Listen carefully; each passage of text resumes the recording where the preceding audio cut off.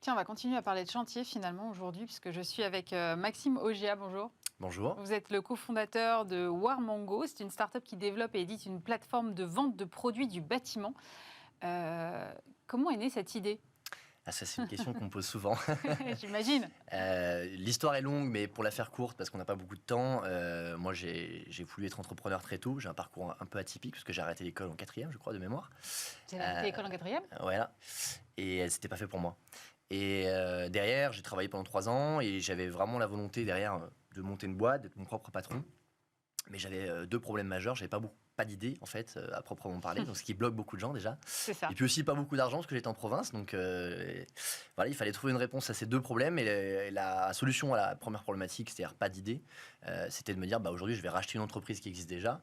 Ce qui traite finalement la deuxième problématique, d'avoir pas d'argent, parce que du coup, c'est plus facilement finançable.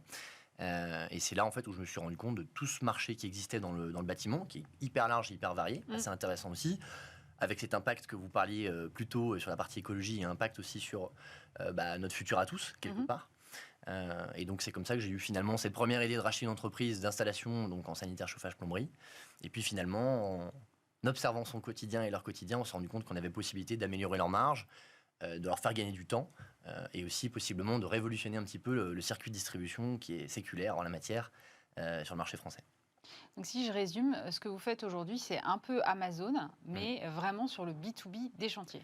Absolument, c'est exactement la même chose. Donc ça paraît comme ça un peu fou quand on se lance, on va faire le Amazon du bâtiment. Mais en général, alors j'arrête, je fais une parenthèse. En général, les gens qui me disent je suis le Amazon de quelque chose ou le Uber de quelque chose, je jette directement le communiqué à la poubelle. Donc faut surtout pas faire ça. On le sait. Donc non, effectivement, mais il n'en est pas moins que le modèle d'Amazon, c'est-à-dire Marketplace, qui a été inventé par Jeff Bezos, c'est un modèle qui fonctionne très bien. Et c'est ça qu'on a voulu nous reprendre, avec une dynamique un peu plus vertueuse que la Marketplace traditionnelle, puisqu'il en existe des très connus sur le marché à destination des particuliers, dont je tairai le nom. Mais effectivement, sur la partie B2B, l'objectif, c'était aussi d'avoir cet impact finalement circuit court, qui existe assez peu. C'est-à-dire, je vais aller chercher l'industriel qui fabrique le produit X pour le connecter directement avec l'installateur qui va derrière aller chez le particulier. Donc, c'est aussi un modèle un peu différent qu'une marketplace traditionnelle, où on va vraiment chercher du circuit court. Et vous opérez la logistique aussi ou pas? Oui, ça aussi, il faut être assez fou pour faire ça. Mais ouais, oui, j'allais vous dire, c'est quand même la partie la plus complexe, non? C'est une partie extrêmement complexe, notamment sur les produits qu'on transporte, parce qu'effectivement, faire transiter une boîte de chaussures ou un livre, c'est pas très compliqué, mais dès qu'on atteint des problématiques type paroi de douche ou des produits en céramique, effectivement, c'est très compliqué. Donc le principe même d'un entrepreneur, c'est de se faire bien entourer. Donc moi, j'y connaissais rien en la matière, mais j'ai trouvé des gens très compétents sur le sujet. Et donc, on a réussi, dès le départ, à avoir effectivement ce fulfillment de stockage qui nous permet aujourd'hui de livrer directement les clients finaux en moins de 24 heures s'ils le veulent. Le gros intérêt, c'est pas forcément la réactivité, c'était surtout d'avoir une seule livraison. Parce que quand vous êtes installateur sur un chantier et que vous pouvez avoir possiblement 3, 4, 5 livraisons, c'est quand même compliqué de vous organiser. Donc là, l'idée, c'est d'afficher un délai clair et qu'on puisse livrer en une seule fois au délai respecté au client final. Vous venez de vous faire racheter par un groupe belge, là. Qu'est-ce que ce rachat va vous offrir comme opportunité? L'idée, c'est quoi? C'est de pouvoir aller attaquer l'Europe du Nord? Oui, il y a beaucoup d'enjeux. Pour être très honnête, on est sur un marché qui est effectivement très concurrentiel, où la nécessité d'avoir une taille critique est assez fondamentale à tous les niveaux. On parlait de logistique, mais aussi il y a les structurations financières, il y a la conquête des clients, enfin il y a énormément de sujets qui nécessitent d'avoir une certaine taille. Donc il y avait 2 options à nous qui s'offraient, soit lever effectivement, continuer dans nos stratégies, parce qu'on a levé plus de 4 millions d'euros depuis 3 ans. On pouvait effectivement faire un gros tour de table cette année.